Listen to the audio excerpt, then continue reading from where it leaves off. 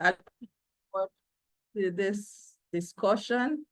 It's going to be interactive and engaging. So as much as we're here to listen and to learn, we're also here to contribute our knowledge. So don't hesitate to put in your comments, put in questions as we progress. All right, so thanks again and welcome. So this is our agenda for today. You can see on the screen. We'll try to maximize the time as much as possible, ensure we make the best use of our time, and we should be out of here before 7 p.m. or not before 7 p.m.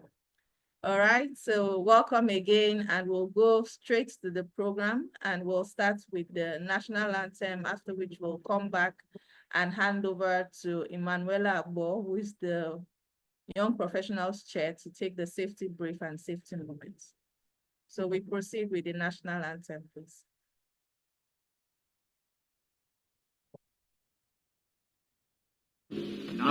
Nigeria, we hail thee, our own dear native land. Though tribe and tongue may differ, in brotherhood we stand. Nigerians old and proud to serve our sovereign motherland. Our flag shall be a symbol that truth and justice reign. In peace or battle honored, and this we count as gain. To hang on to our children a banner without stain. Oh God of all creation, grant this our one request. Help us to build a nation where no man is oppressed, and so with peace and plenty, Nigeria may be blessed. Thank you. Indeed, may Nigeria be blessed and may we have peace and prosperity. Okay, so we go ahead and we hand over to Emanuela Abo for the safety brief and safety moments.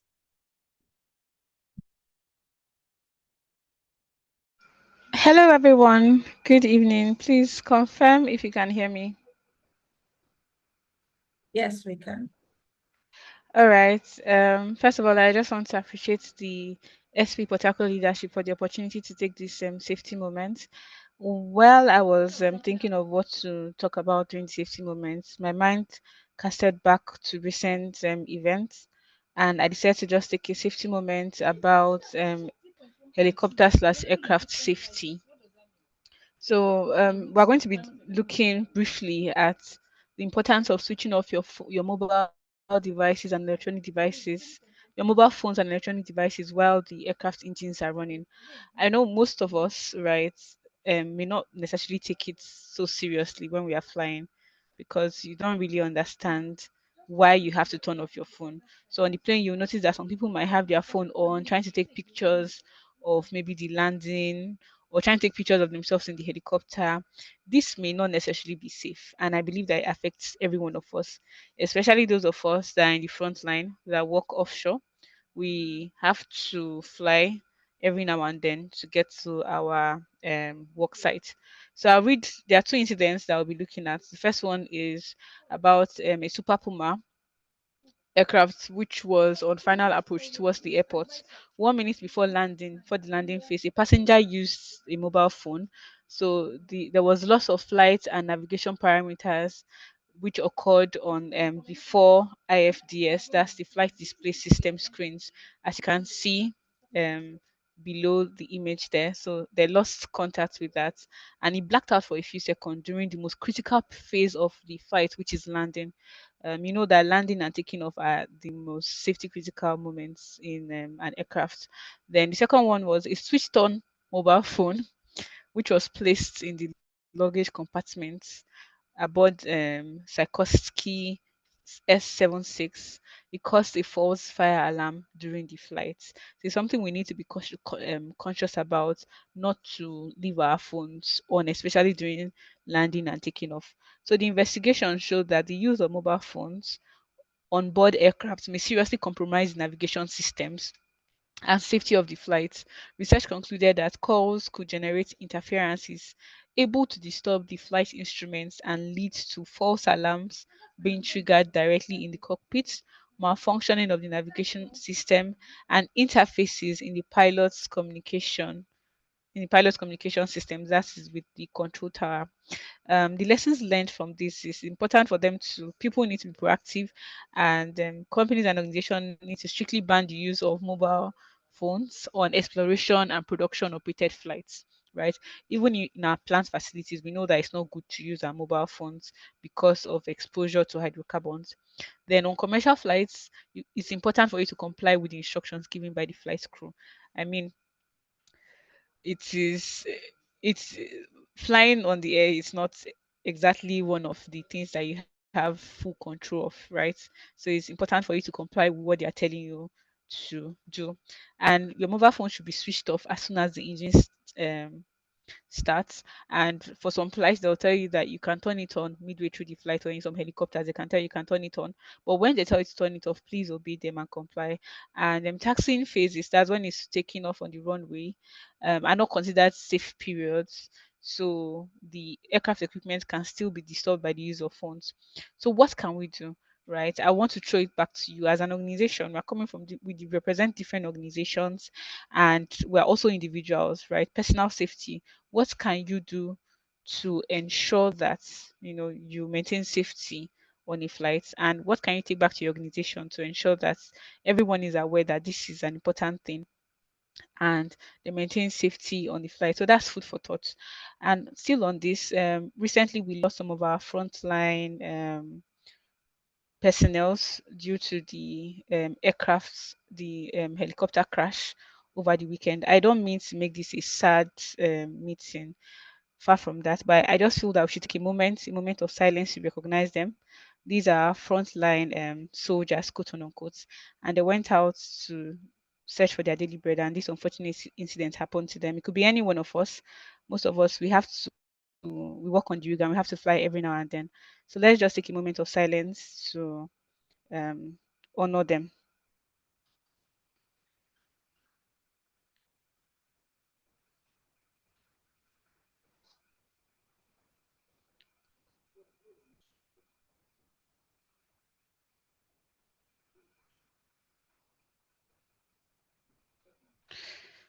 All right, thank you very much, Simeon.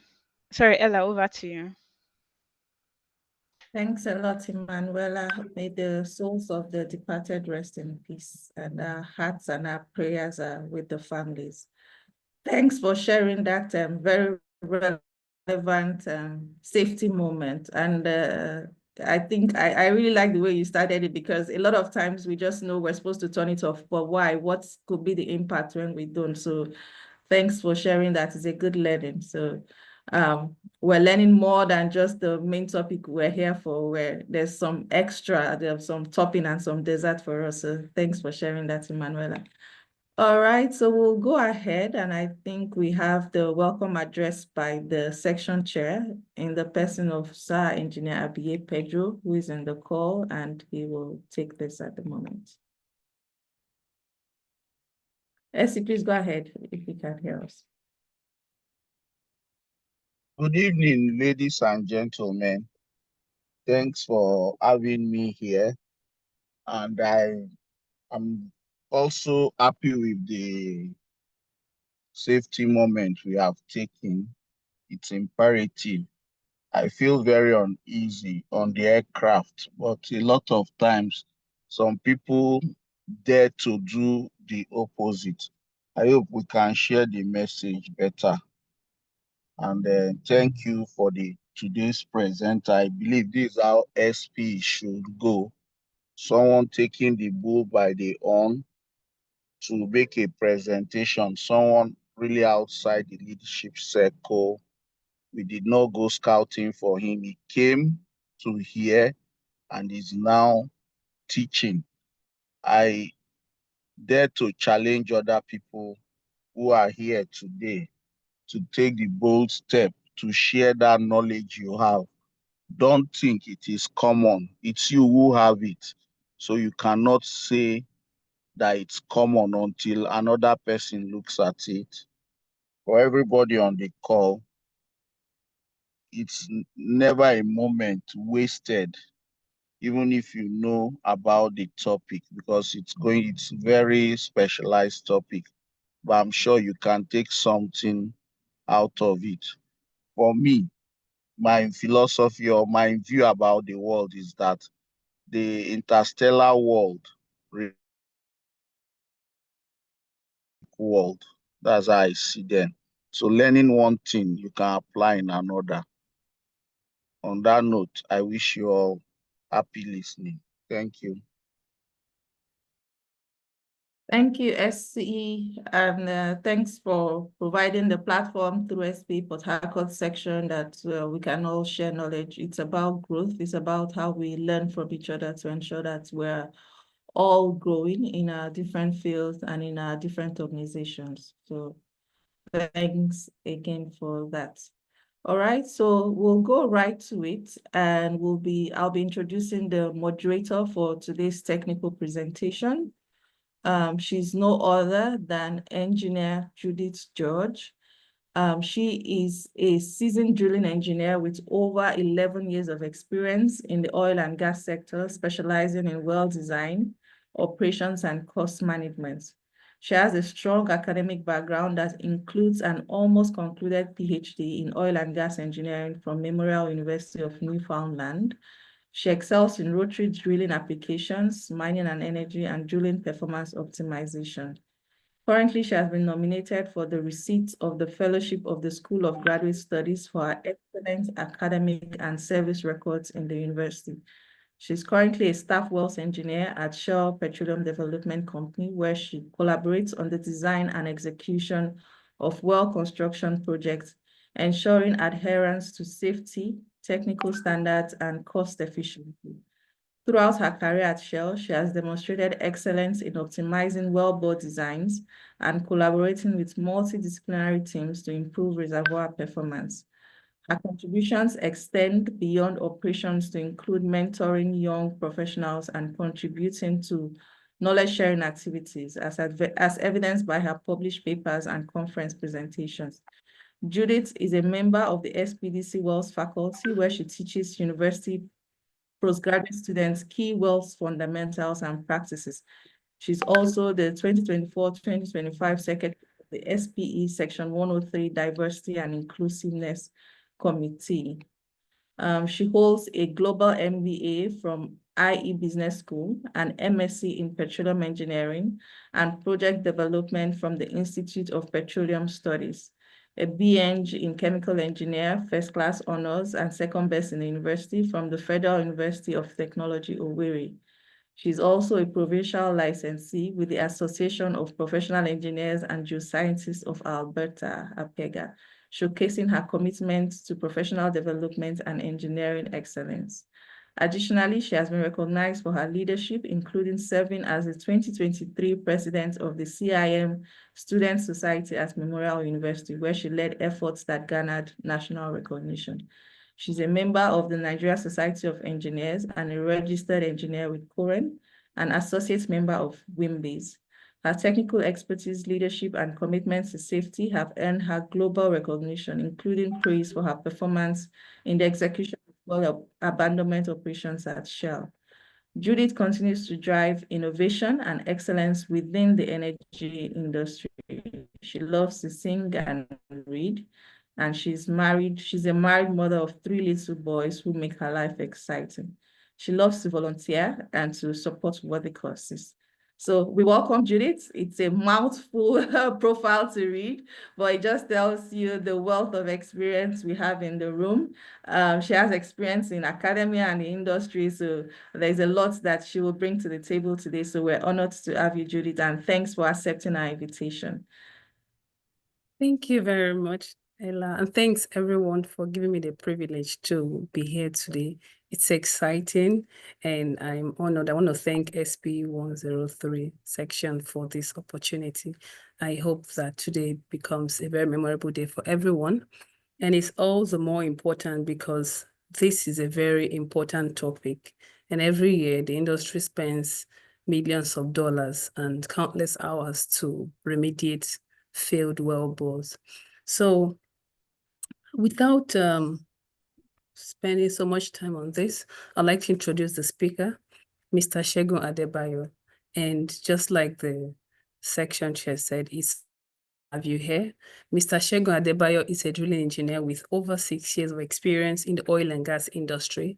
He started his career as a sales engineer with Rystad Energy and later worked as a reservoir engineer with EMR before transitioning to drilling. He studied petroleum engineering as a first degree and he has an MSc in petroleum engineering where he specialized in drilling. He recently completed a postgraduate degree program in data science and business analytics from the University of Texas at Austin.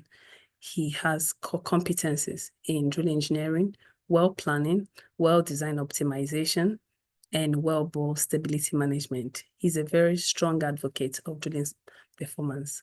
He's currently a drilling engineer with HBTP Energy Services. We welcome you, Segun, and thank you very much for allowing us share of your knowledge. You have the floor. Okay, thank you very much, Judith. Thank you, everyone. Thank you, SB Port Harcourt. It's nice to be here, and thanks for having me. Please confirm you can hear me. Indeed, we can hear you. Please do go Okay. right ahead. Okay, all right. Okay, so I'll just share my screen. Just a minute, please.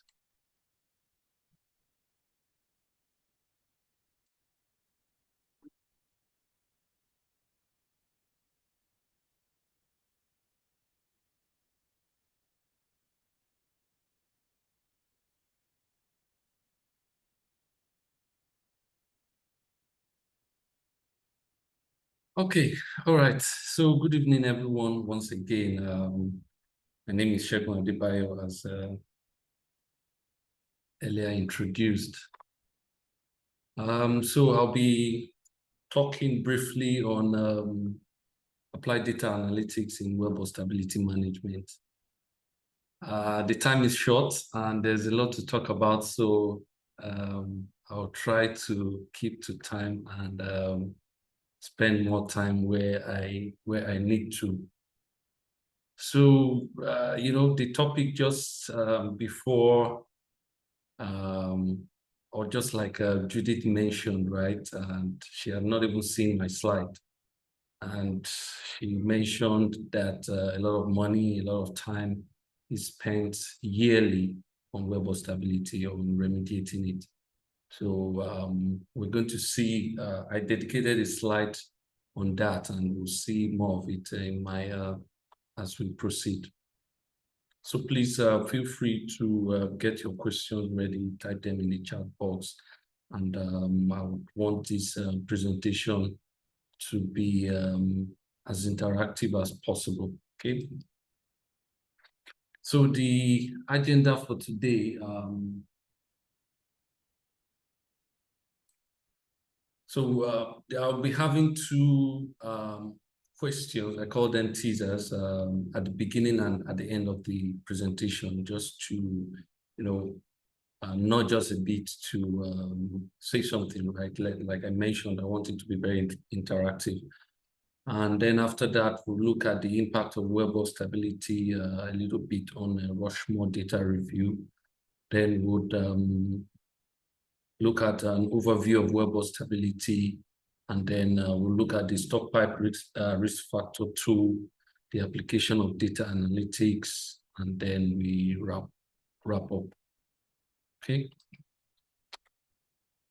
So this is the first teaser, and what you have here is a pore pressure fracture gradient plot, call it PPFG. So for those who are not drilling people, so to say. So I want, so please feel free to type in what you think in the chat box. So what can you say about wells A and B? So I'm looking out for the comments. So there you have the legend. The blue line is the pore pressure. The green line is the mud weight of well A. The dark blue mud weight of well B, and then the amber, which is the fracture gradient. So what can you say about wells A and B? Anyone? I'm looking out for your comments in the chat box.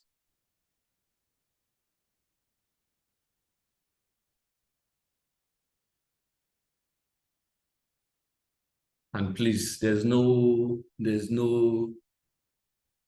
stupid answer, so to say. So that's what my mentor always tells me. So there's always something to learn from what from other people's opinion. So please let's feel free to type in what we think. So again, interested in the wells A and B. That's the green line and the dark blue line. What's the mud weight that was used to drill those two wells? So what can you say? What do you think about those two wells?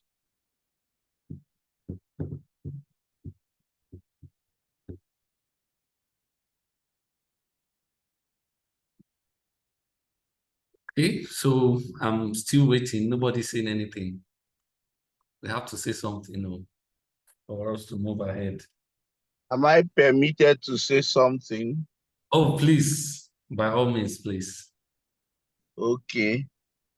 Or the mud used in well B and well A are just all right to drill the well. However, the mud weight for well B is likely to put more stress on the well, especially when you are in dynamic position, and can cause us things like fracture. And it looks more like a planning scenario, and a sudden increase of this nature also further elevates the situation I just talked about. However, for well A, you can almost see a gradual increase and only maintaining the mud weight and increasing based on necessity. This is what I can say. Okay, thank you very much. That's a very good response. Thanks so much, Mr. Pedro. So any more response? Okay, I see a chat here says when he has a fracture, will it really more exert more hydrostatic pressure than will be, which is similar to what Mr. Pedro mentioned. They are both the pore pressure and less than the fracture pressure. That is also correct. Will B has high pressure at around 4.8, which is close to the fracture pressure. Okay, right. Any more responses?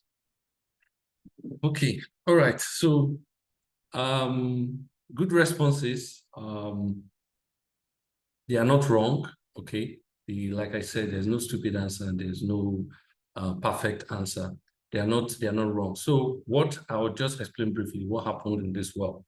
So the first well, the one in the green line, they drilled the surface hole, 17.5-inch hole section to TD, ran the 13.3-inch casing, and then they started drilling the 12.25. Then everything was fine. They got to about 8,500 feet, and then something started happening. And then you see, I want us to focus on this part, this step change, right, on well A.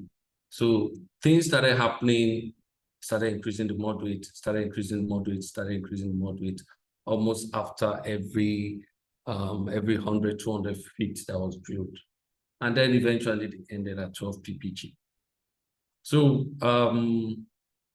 and then the second one, yeah, Pedro mentioned that that looked like a planned moderate. Yes, ideally you see it as a planned moderate, but indeed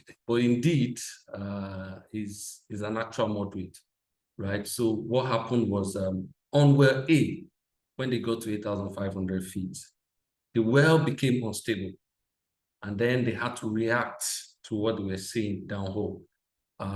They started increasing the moderate, drill down the stand as we were backrimming.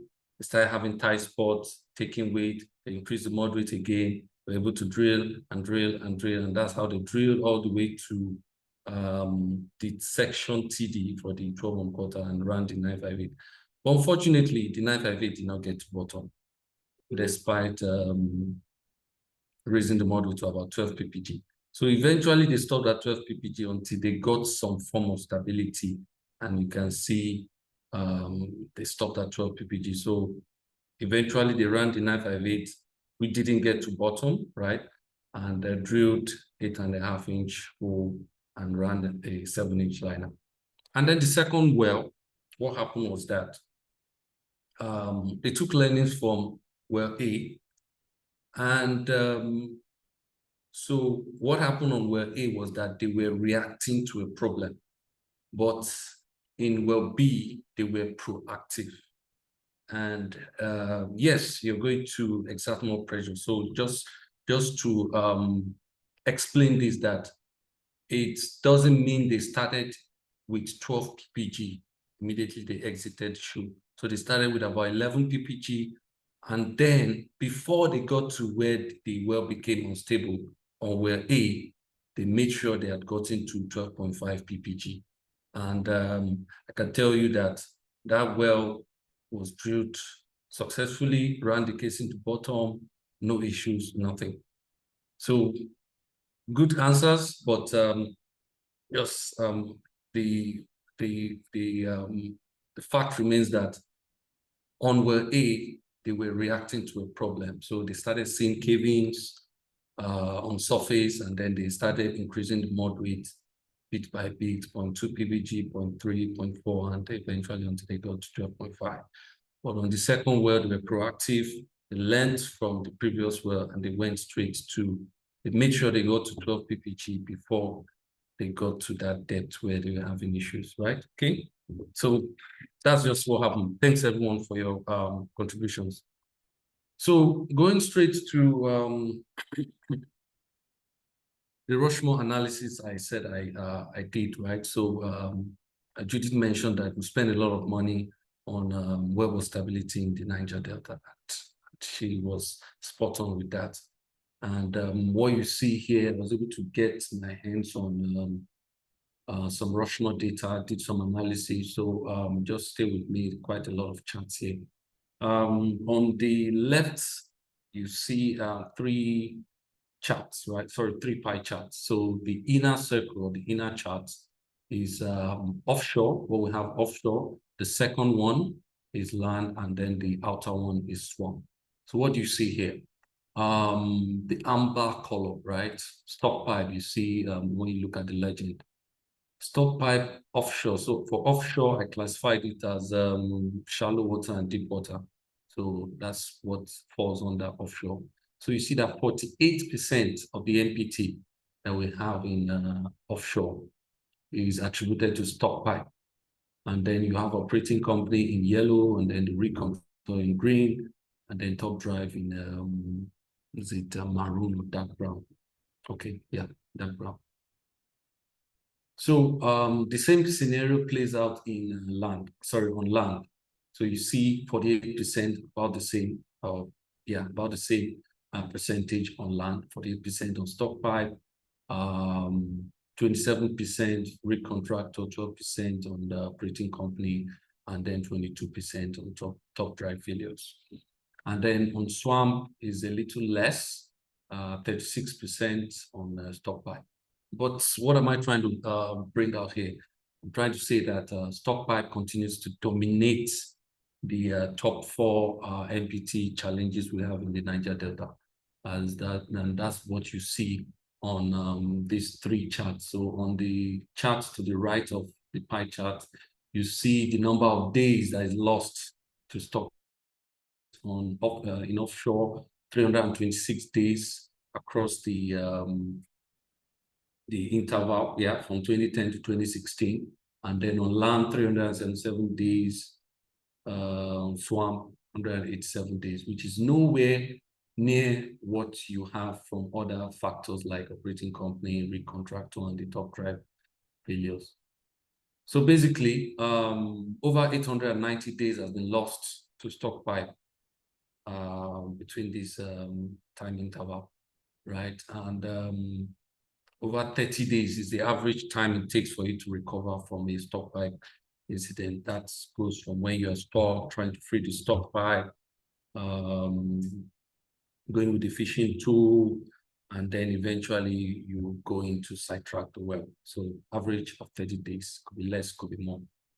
In terms of costs, I mean, Judith also mentioned that over $427 million has been lost, right? So we all know how many wells can be drilled with this amount of money, right? And in terms of savings, potential savings of over 30%. So whatever your well cost is, 30% of that can be saved if you are able to address wellbore stability issues alone. So just to put that out there.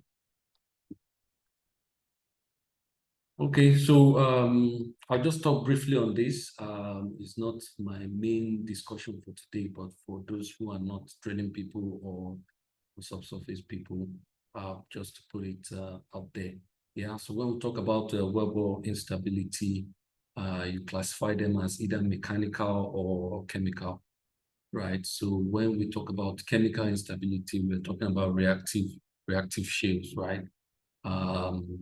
You hear things like beach balling, and especially in the surface hole before you get to the base of Benin, where you have those young swelling shales, right?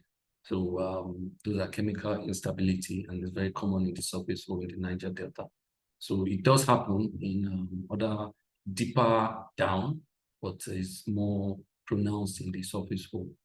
For mechanical, you have talk about overburden stresses, unconsolidated formations, fractured formations, and the likes of them, right? So when you talk about mechanical instability, then you need to talk about their failure mechanisms, right?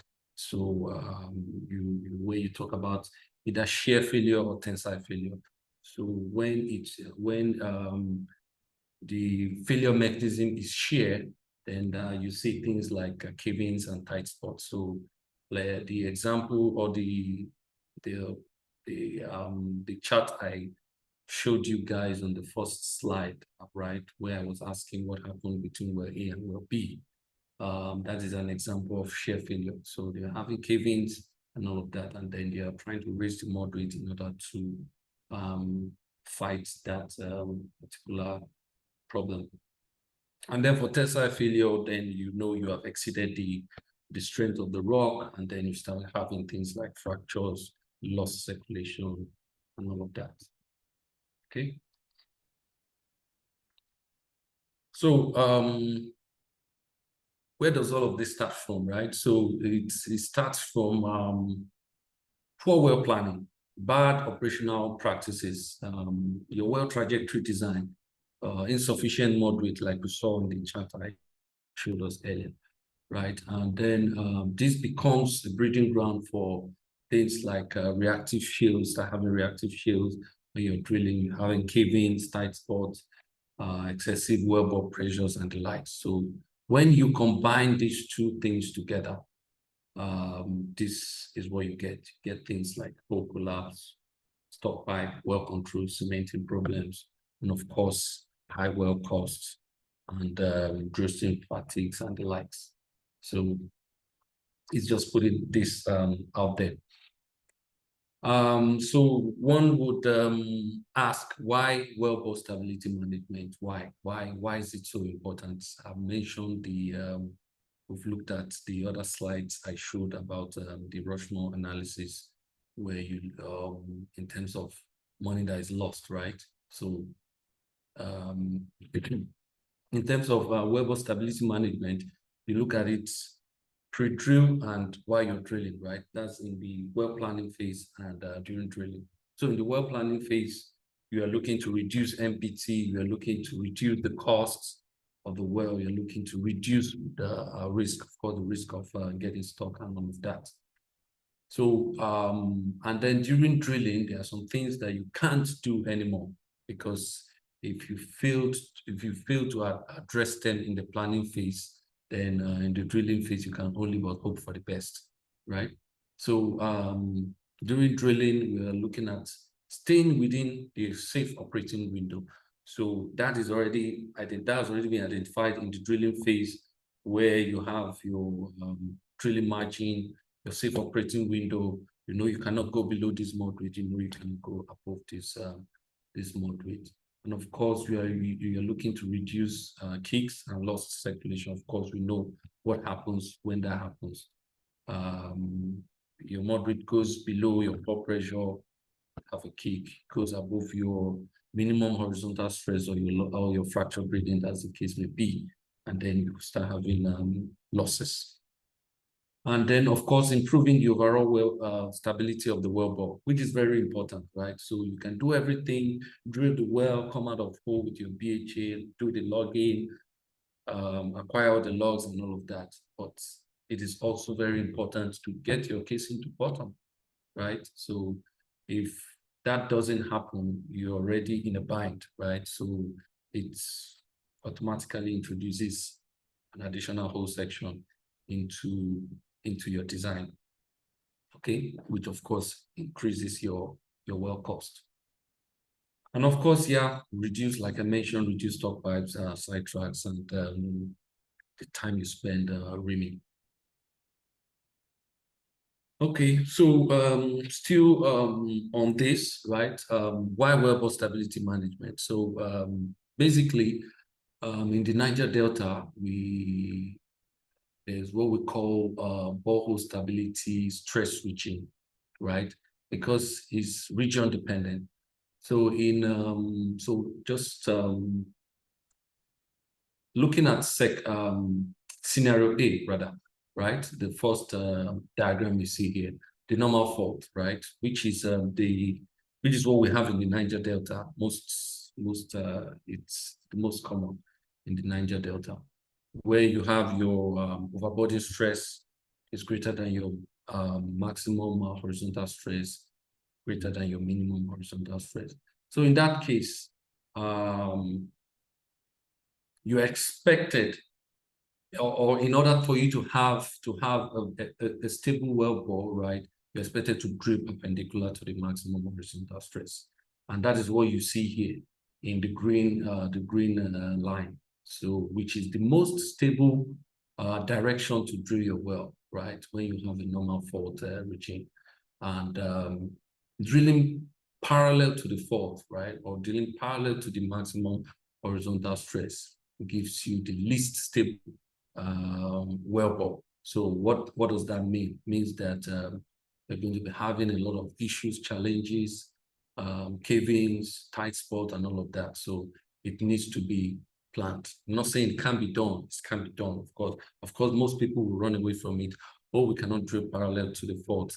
It's a no-no and all of that. So I give you an instance. So there was a campaign that I was part of. Was 3 wells, 3 horizontal wells. So the geologist gave me the target, did the planning, planned the trajectory, and all of that. Everything was looking good. Sent it back to him. He's happy with it. Okay. Then I requested for the top structure map in order to see the direction of the well, how it's looking. And when he sent it to me, and we looked at it in-house, and discovered that we're drilling in this direction, the least stable direction, right? Which is the direction of the maximum horizontal stress. So we went back to him that, oh no, that's not possible. We can't do it. It's a high risk that we are not willing to take. So he came back, he looked at it again and he said, oh, so we asked him, can you change the direction of the well? He said no, that if we were to change the direction like this, where my cursor is, there is no significant accumulation of oil in that direction. So the only direction we could have was where there was problem.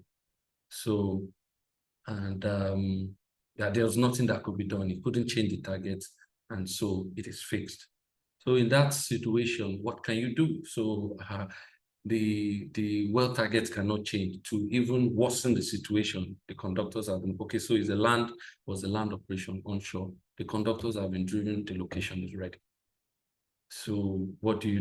Do you tell the management that the well cannot be drilled? No. So that is why we're engineers, right? So we have to prefer solutions. Yes, there are risks, and then you have, that's why you have your risk analysis, right? You check what are the mitigations. So the mitigation, is it viable or not? Or you are just putting mitigation for the sake of mitigation. When the time comes, or when it actually happens, are you able to implement that mitigation that you have, or are you able to activate that mitigation that you have put in place, right? So eventually we had to do a lot of analysis on that, and which I'll show in my subsequent slide. And we're able to drill the well, all 3 wells, horizontal wells, parallel to the fault. In fact, we are actually about somewhere 300 feet from the fault, the major fault. Somewhere 500 feet. I think one was even 150 feet. So it's all about engineering. It's all about carrying out proper risk analysis and getting things done the way it should be done, right? So in scenario B, right, what you have in the second one is the strike slip, right? So in this scenario, you are better off staying in between the maximum horizontal stress and the minimum horizontal stress. That's what you see here. You see the most stable is between the direction of the minimum horizontal stress and the maximum horizontal stress. And then the reverse fault is the complete opposite of the normal fault, right? So in this case, for you to have a stable well bore, you need to drill in the direction of the maximum horizontal stress. So drilling perpendicular to the fault, so to say, in this case, gives you more challenges, right? So that's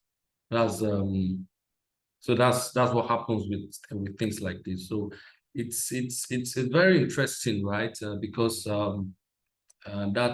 that brings me to why data analytics is very important, why data gathering is very important, because it's become very accurate to the extent that you can send me your trajectory now, and I can just look at your trajectory, look at the survey listing without doing any analysis, without doing anything, and I can tell you that this wellbore is going to be stable or it's not going to be stable. Why? Because we have a lot of data that I've looked at. We know the regional stress regime in the Niger Delta, and that's what data helps you with. So basically, yeah, like I mentioned earlier, the shear failure occurs when the stress state falls outside of the stability envelope, right? That's when you start having those cavings I mentioned. And then the radial stress, which is what your moderate is giving you, is resisting that shear caused by the hoop stress. So the hoop stress is caused by the deformation, right? So, and the radial stress is trying to fight it. That's what your moderate does for you, right? And then the tensile failure, like I mentioned, of course, when you have exceeded the tensile strength of the rock. So, like I mentioned, the normal fault is the most common fault in the Niger Delta, hence drilling perpendicular to the maximum horizontal stress gives a more stable wellbore. Okay, so looking at the SPRF tool, right? So SPRF stands for stock pipe risk factor. right? It's a collaboration, right? The tool, it incorporates various factors such as your well trajectory, your mud weight, your subsurface data. Remember, I mentioned the other wells I planned where I had to engage the geologist. So you have to request for a lot of data from the geologist. So that is very important part of the model, right? So it helps you to predict the risk of getting stuck during well planning, which is very important, right? Especially for very, very challenging wells and also for deep offshore operations. So it's you can find the paper that was here, it's SP 74523. So the pilot test of the tool started in Q4 1999. So a lot of people don't know about the tool, about the paper, but it works. And what I did was just to pick or look at what they've done and try to make sense out of it and improve on it using data analytics. So going straight into the I'll spend some time on this because that is what we are all here for to discuss, right? So so the stockpile risk factor, how does it work, right? So it's a correlation, right? You have these two formulas. So first, the first one here estimates the stockpile risk factor. So when you hear me say SPRF, it just means the stockpile risk factor, right? And then also predicts the mud weight required to drill a particular well, right? So here you have the L stands for the length of shale, theta stands for the inclination of the well, TH is the open hole exposure time, FN here is the number of faults within 1 kilometer radius of the wellbore. Alpha is the direction of the wellbore relative to the maximum horizontal stress. The FD here is distance of the fault from the wellbore, right? The closest distance, right? Or the shortest distance of the wellbore from the fault, from the nearest fault. And then M1 is the required mud weight, and then M2 is your predicted mud weight. That's the mud weight you're planning to use. And then delta G is the overboarding stress gradient. Okay, right? So what you have on the right here is so I took this this chart from that same paper, right? So that's where you see the source there. So when you carry out the analysis, you get something like this, right? You get a curve like this. So I'll just explain what it means and what it looks like. So once you've sorry, just to mention the key inputs to the model is what you see here. So you have your length of shale. That the length of shale means the longest shale interval that you're going to be drilling while drilling the well, right? The inclination is the inclination of the well, and then the well direction, the overbalance gradient, and then the open hole exposure time, distance of the wellbore from the fault, and the number of faults within a 1 kilometer radius from the wellbore, right? So once you've done all of that, what you see here, just look at my cursor. You have all these inputs. Your output will be your predicted mud weight and then your stockpile risk factor, right? That's what you get. So once you get that, then you have this plot. So from this plot, you are able to tell based on the mud weight you're planning for the well, the risk factor that you have for that particular well. So for example, let's say I say I want to go with 0.5 psi per foot as the mud weight. So if you trace 0.5 psi per foot on this graph, where does that put you? That puts you approximately 79%, or let's just say 80%, So your chances of getting stuck is about 80%. That is quite high. Yeah. So, and then you start going, if you check, you see that as you go higher with the mod weights, the stockpipe risk reduces, right? And then at some point, it begins to go up, right? So where that point where it begins to go up is regarded as your optimum moderate region, right? So that is what you have, approximately 0.55 PSI per foot. That's what you see here, right? And then as you go up, you of course you know that is where the differential sticking region is, because the higher your moderate, the higher your risk of being differentially stuck. And then the lower your moderate, the higher your chances of having a hole stability as you drill. So you have two devils to choose. So which one do you go for, right? So I personally have always gone with this. I rather deal with differential sticking than deal with hole stability. Why? Because when you start having hole stability, it will take a lot of experience from the DSV and from the engineers in town for you to address it and eventually get your case into bottom.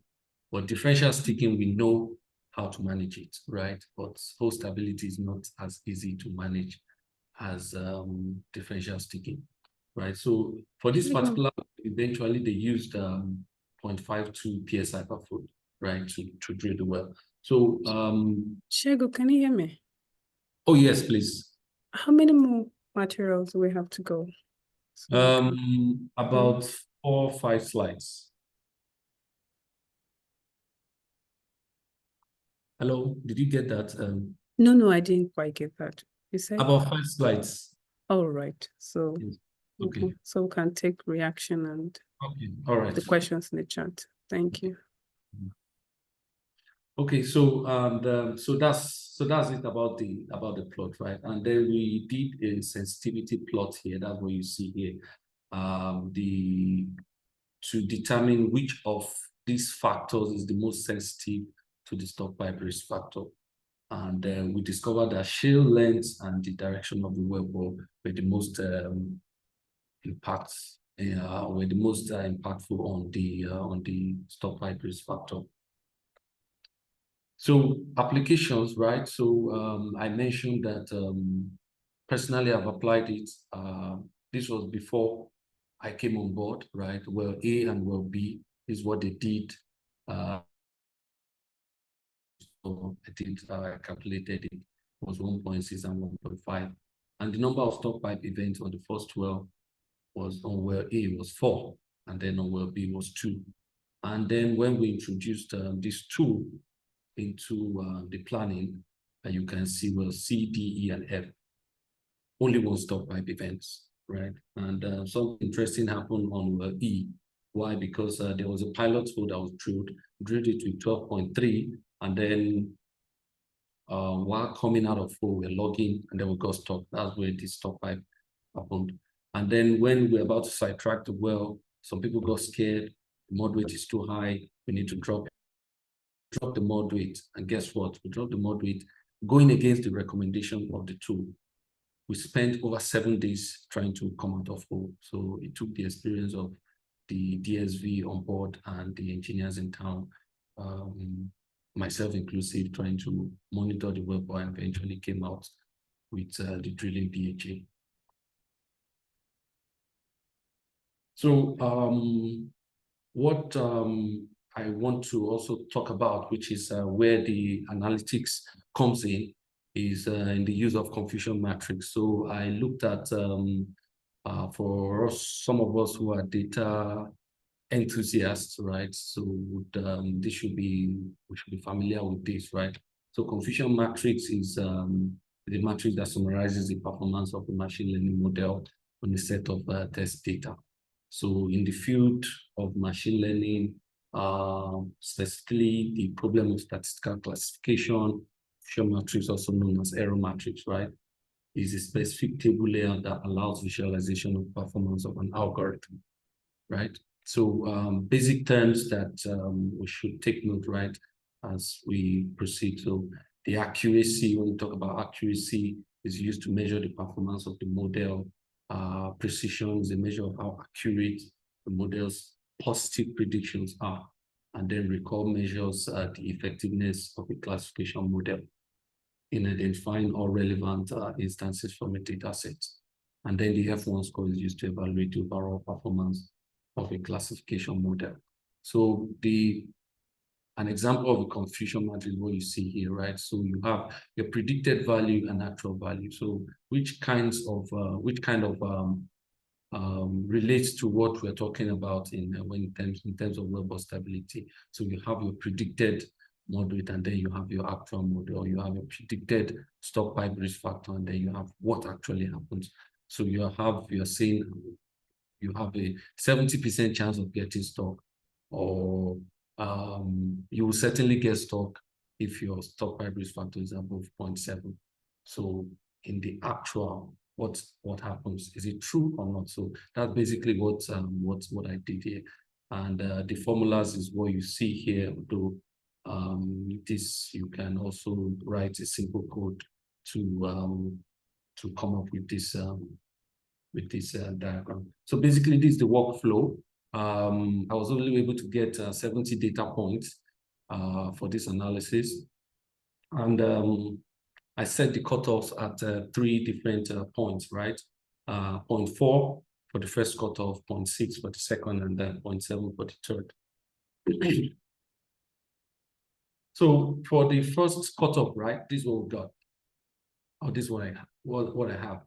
So what you have here on the x-axis is the predicted labels, on the y-axis is the actual or the true labels. So what this means is that, so in the predicted label, where you predicted no, so 0 stands for no stock pipe and 1 stands for stock pipe, right? So in this region where you predicted no stock pipe, and in the actual there was a stock pipe, you have 0 cases, right? And then in the region where there was no stock pipe, you predicted no stock pipe, and in the actual there was no stock pipe, you have 22 cases. And then in for 1, where it was predicted that there will be stock pipe and there was stock pipe, you have 23 of those cases. And then here where it wrongly predicted that there will be stock pipe. So here you predicted that there will be stock pipe, and 25 of those cases, there were no stock pipe. So that is what happened when I set the cutoff at 0.4, right? So you see here, the precision is 1. So meaning what?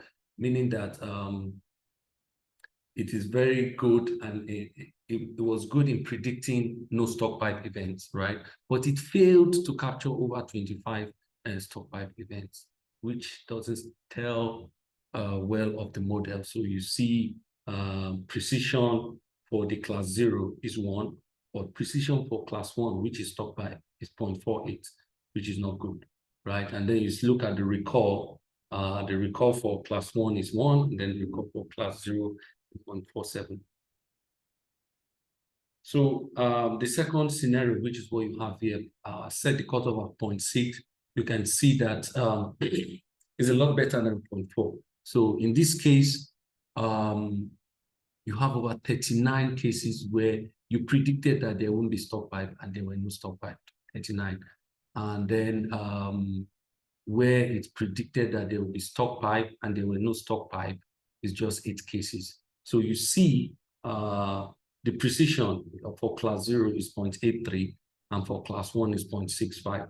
And then the recall for the recall, you have 0.83 for the class 0, which is no stock pipe, and 0.65 for class 1, which is a stock pipe. And then I set the cutoff again at 0.7. It was looking similar to what I had on when I set the cutoff at 0.6, except that you see here you have 42 cases of right prediction. So you see that the precision on class 0 is 0.79, recall function 0.89, right? So it says here, so 0.89 for no stock pipe increases, meaning the model catches most no stop pipe cases, but precision 0.79 drops, leading to some false positives, right? So looking at the table, right? So I put the three models together, looking at the table holistically, right? So precision, right? Precision is crucial when the false positives are costly, right? For example, when you are planning a well and based on your model, you say, okay, we're going to have a stock pipes, thereby we should plan for a sidetrack. And then you include that in your budget, in your EAP, planning for a stock pipe and all of that. And eventually you didn't have a stock pipe. And then all the planning, the long lead item that you had to prepare for goes into waste. So that's where precision comes into play. So it's very important when incorrectly predicting a stock pipe is costly. And then recall is essential when missing true positives is costly, which is basically the opposite of precision, right? So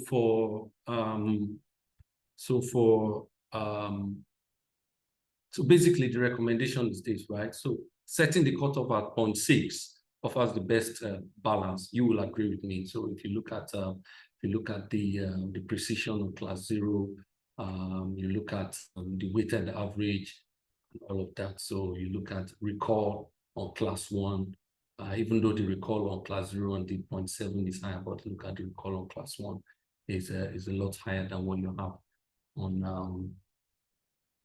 the 0.7. So 0.6 offers the best balance between the precision and recall across both classes. Thank you very much. So so this is just a summary, and further research needs to be done. Like I said, I did this with only 70 data points. At least 100 data points will help to improve the accuracy of the model, and of course, other recommendations, detailed engineering, data gathering, cost savings, and embracing data analytics in the oil and gas industry would go a long way. Thank you very much. This is an excellent presentation. You began out with getting to the details, the principle, what causes wellbore instability, and then you delved into these analytics. I mean, for anyone whose first time it is to make contact with wellbore stability, they would have understood the basin we are operating in, the Niger Delta Basin, which is basically a passive basin with growth fault. And then you can imagine that in this basin, before you go to drill, the rock is in equilibrium. You have the overburden, you have the in-situ stresses, but then by the time you go and make a hole, stop that equilibrium. So you have circumferential stress around the wellbore. You have the stress close to the wellbore and then the far field. And in that distortion, you'd have to balance it. And you talked about radial stress, which is the stress that you would have to impose because you're using hydrostatic fluid.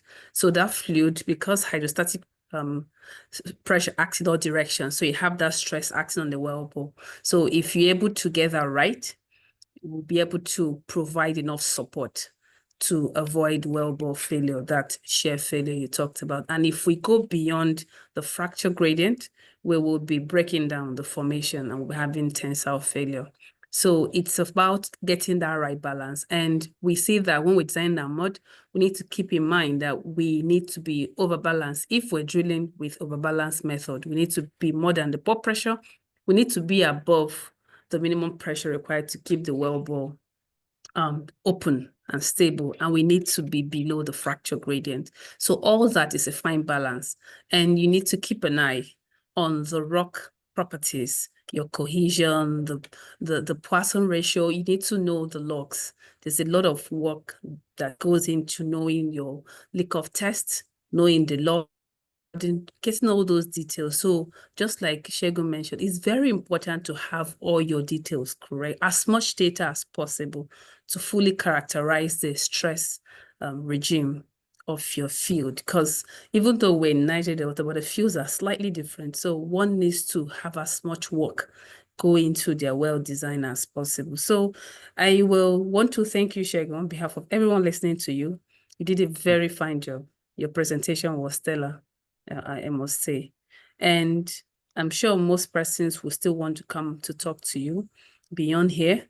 But before we yield the floor to our able host, we'll take just a few questions. One, can we get the slide? Chibuike wants to know. Is this something you'd want to share, or is it confidential? Okay, yeah, I can share the slide, not a problem. Okay. Cool. Basi, we'll take you. But before okay, we'll go with Basi. Basi is ready to give his comment or ask a question. Basi, please.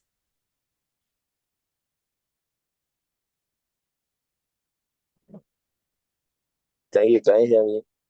Yes, we can hear you, Basi. All right. Thanks, Shegu. Thanks, Judith. Thanks to SP Port Harcourt section. Yeah, this is a very wonderful presentation. So if you can go to your first slide where you demonstrated two wells. Okay. This one. Maybe I just make one or two comments there before I go to SPRF. Okay, can you hear me here? Yes. Okay, so I don't know, the blue curve, all right, the first curve, that should be your pore pressure or what? Yes, that's the pore pressure, yes. Okay, the green curve is a what? It was moderate on the first well. Moderate on the first well. I think it will also be nice for the young people, especially those who want to like be in this area, for you to as well include the Sheffield oil gradient curve, all right, and try to as well explain to them how the moderate window is being constrained, looking at doing a lot of geology like Judith already said. You have to have your 1D mem, all right, if you are not going to be involved in seismic, where you are looking at just the LWD passes, all right, so you need to as well maybe try to throw more light going forward to young people so that they can be able to understand how the window was actually formed. All right, a lot of things drives your moderate window, and again, moderate window can be planned as a pre-drill, but then like you earlier mentioned, you go in there and you are seeing a lot of issues. And this boils down to the kind of instability you may be facing at that point. For instance, if I'm drilling through a weak bedded plane, it does not necessarily entail that I must be increasing my weight. Maybe I need to readjust my trajectory, all right, basically to be in the right angle of attack and operating angle, which is your incidence, to drilling those wells successfully. Then if you go back again to the SPRF, yes, I said I understand you made a lot of modifications on the SPRF, but one thing is lacking. I think for me, we've done a lot of work. It's something that we can as well share emails. We've done a lot of work to as well apply anisotropy on SPRF and the strength integrity of the Niger Delta environment, all right, so that you may not only be talking of overboarding and other factors that other inputs that you already have tried to enhance that SPRF. There are a lot of other things that get you stuck, which you need to quantify, all right, as your P10, P50, and P90, basically to get your SPRF numbers. Your anisotropy is there, the strength integrity, looking at the impact of your friction angle, cohesive strength, Poisson ratio, each of those parameters, they create a lot of impact, all right. You could also as well remember that your horizontal stresses, like you earlier mentioned, basically are driven by your Poisson ratio. The generation of your Poisson ratios basically produces your horizontal stresses. So that is very key when you are trying to select your SPRF numbers, your P10, P50, and P90 SPRF numbers. But apart from that, I think this is a good job. Well done. I think a lot of people can as well improve on that. Thank you. Well done. Thank you, Dr. Bassi. He's a very Really, good practitioner. Yeah. comment. Thanks so much. Thank you very much. So we are on top of the hour, but I see Agnes's hand up. Ella, if you'd oblige me, okay. So we have so many questions that we can't take now, but Segun, would you want to look through the chat box later and respond to the question? Maybe you can type them up, the answers up, and we would put it back here or find a way to communicate it to the attendees, because we can't Yeah. take all the questions. Thanks, Okay. Judith. If That's the fine. next the people want to ask questions who have their hands up, if they can ask in 1 minute and then just a quick response, and then we can take those 2 hands. And as you said, Segun can answer the others in the chat, just to manage time. Yeah, sure. Thank you. Agnes, please.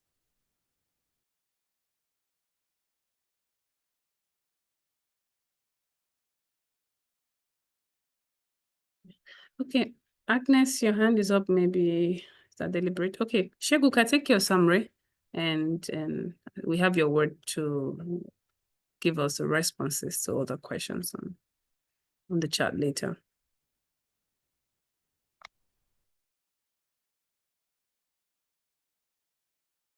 You can now. Okay. Try to unmute it. So, sorry.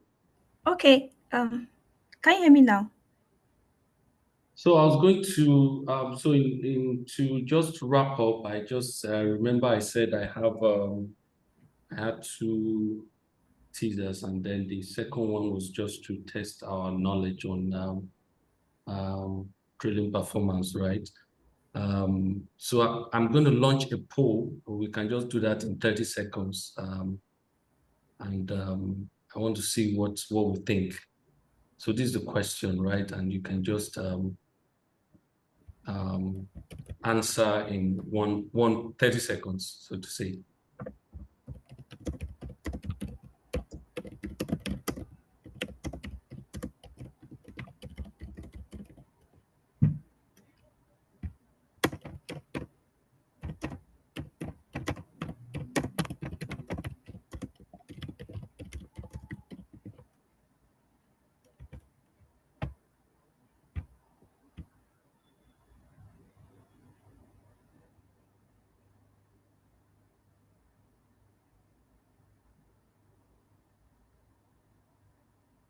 Okay, so answers are coming. Let's just make it very snappy.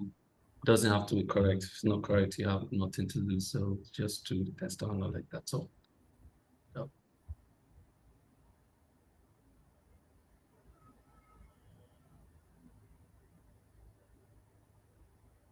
Okay, can I end the poll? I see, okay, some people are still voting or still answering.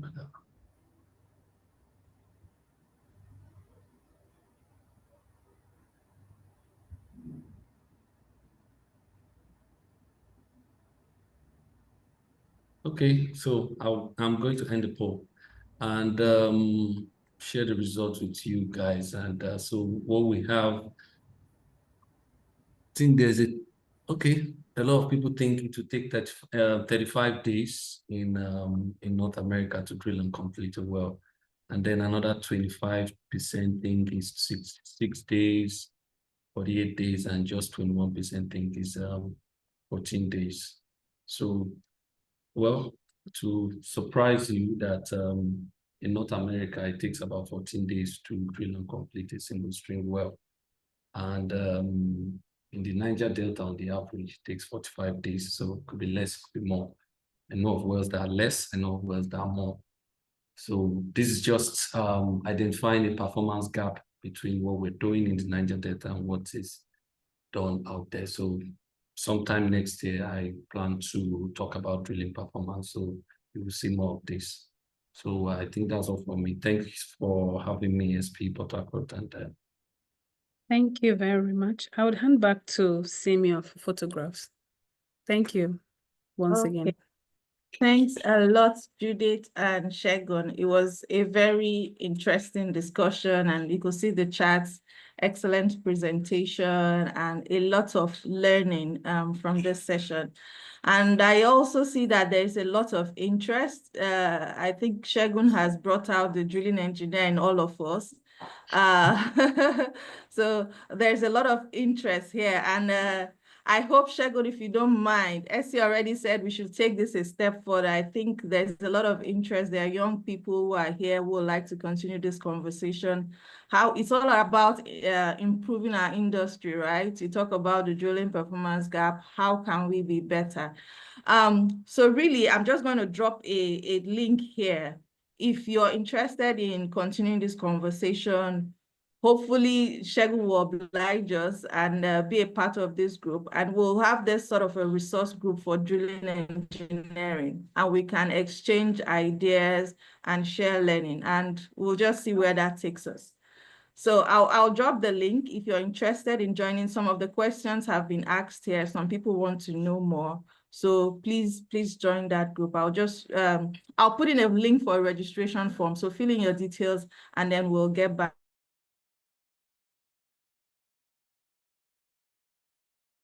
An insightful session. Thank you. So we'll just continue with the rest of the session today, and we'll progress quickly so that we can be done here. I think we've spent a lot of good quality time already. Okay, so Simeon, if you go ahead, I think we'll present the certificates, and Essie, if you're still on the call, we'd like to present the certificates to our speaker and moderator as a token of our appreciation to you for sharing your knowledge with SP Port Harcourt section. I am here, and I Yes. can see my immediate predecessor, so she can do that on our behalf. So interestingly, myself and I comes from the same background as Shegun. So we got hooked up, and I am not making the presentation. When I say you should take this to the next level, we will be exploring that. I will get across to you through Ella, and then I'll tell you what I think we can do with what you have presented. Very impressive. So on this note, Madam Ngozi, do us this honor. Good evening. Good evening, Essie. Good evening, everyone on the call. Thanks for giving me this opportunity to present the certificate of appreciation. Shegun, you actually did an excellent job in this in teaching us. I mean, you can see from the chat the number of questions, the number of comments that people made. That's to tell you how interesting it was to a lot of people. And I really want to appreciate you for agreeing to send out your slides to everybody on the call. I mean, not everyone does that. So we in SP are very grateful for that opportunity.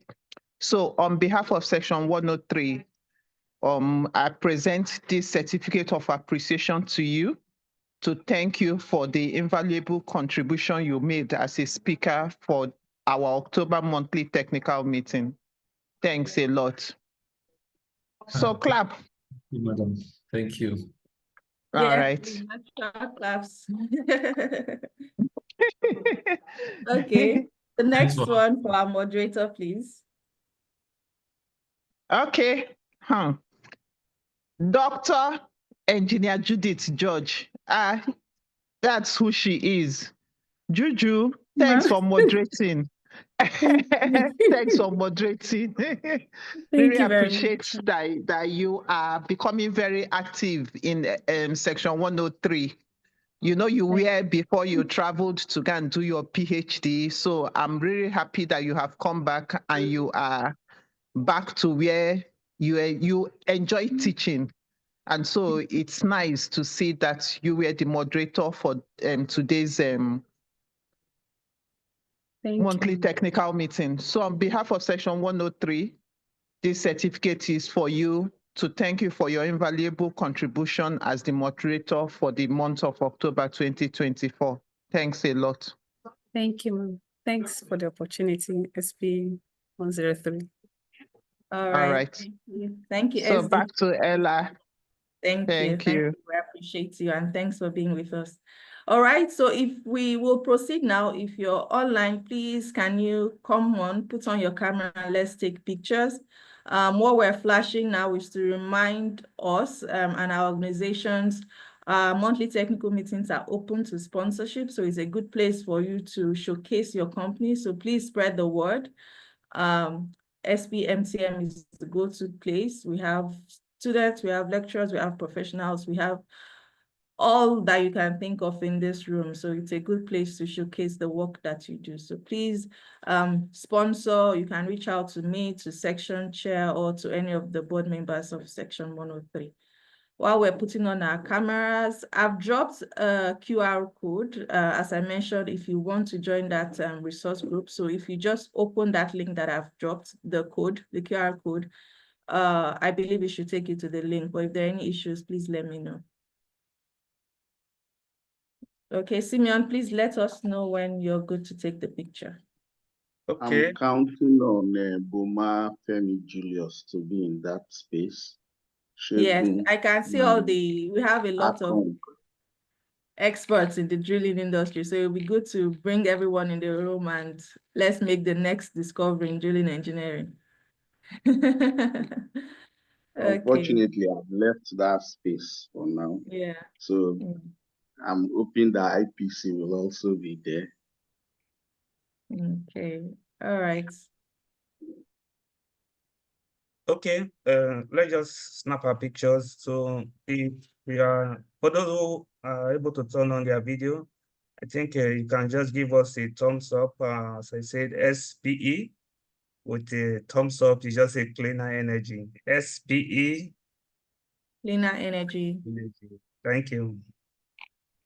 Thank you very much, Simeon. We also appreciate Simeon for being the engine room behind all this. Thanks a lot for the work that you do.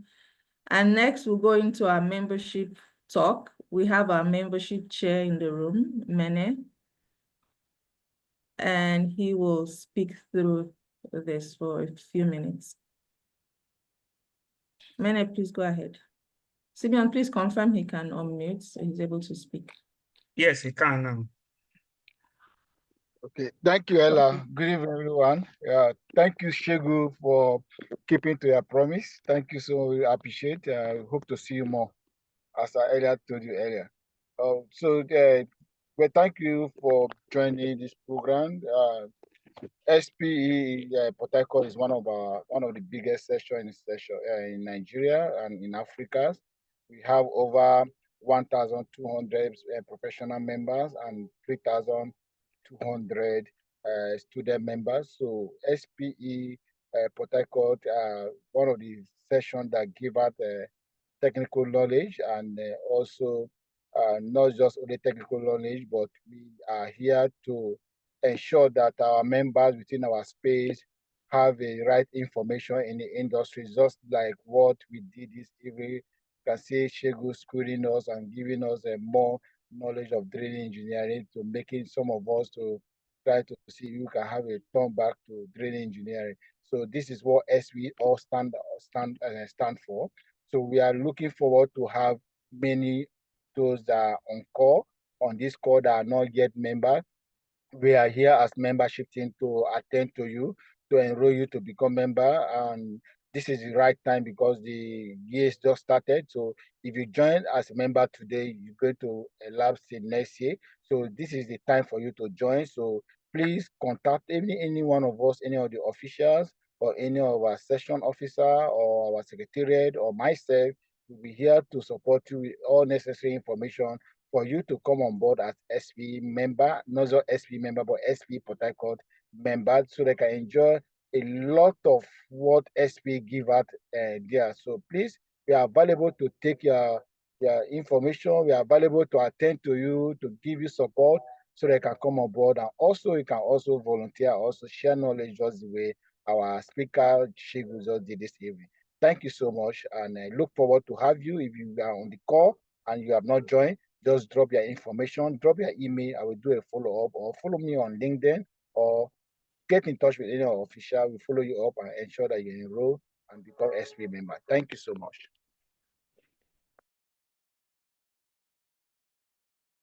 Thanks, Mane. The message is clear. There's a lot to gain. There's a lot to benefit from being a member of SP, and not just being a member on paper. How active are you? Are you following our activities? Are you contributing to the industry? So I hope that this session today has also challenged you to think about how you can contribute to the industry. All right, so thank you. And next, we'll just flash our upcoming events. And if you follow us on any of our social media pages, or if you follow any of our groups for the YPs or for the students, you will see this flyer. So we have upcoming programs. Tomorrow, there is a session, an ALP on leveraging mentorship and strategic networking for accelerated career growth. There is also a project management training course that is coming up in 2 weekends. So you don't want to miss this. It's a sure way to get started or to continue in your project management journey. So please take advantage of these opportunities. All right, so we'll bring this to a close, and we'll go back to the section chair, or if he likes to delegate to someone to give us his closing remarks. Okay, Mrs. Chizzy should take this.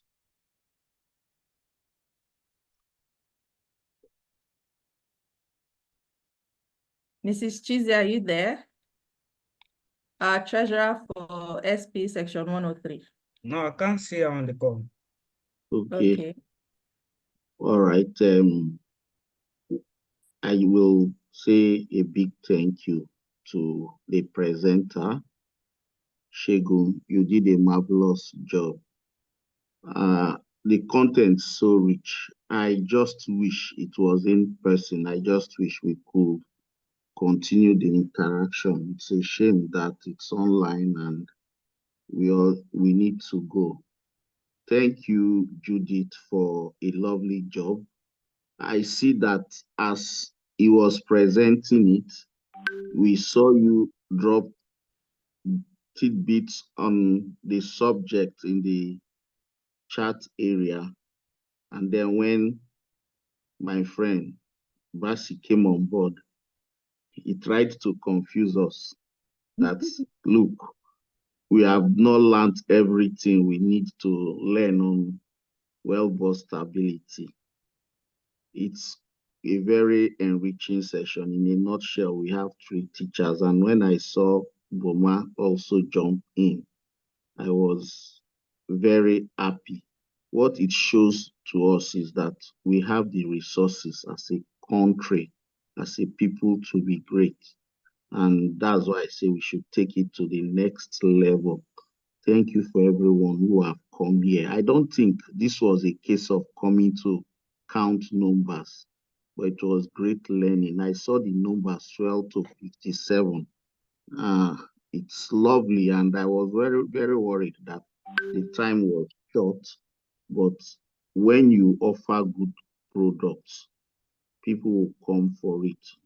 On that note, I'll pray that we bring this session to a close. Thank you, everyone, for who have contributed in one way or the other in making it a success. Thank you, SC. Again, thanks everyone.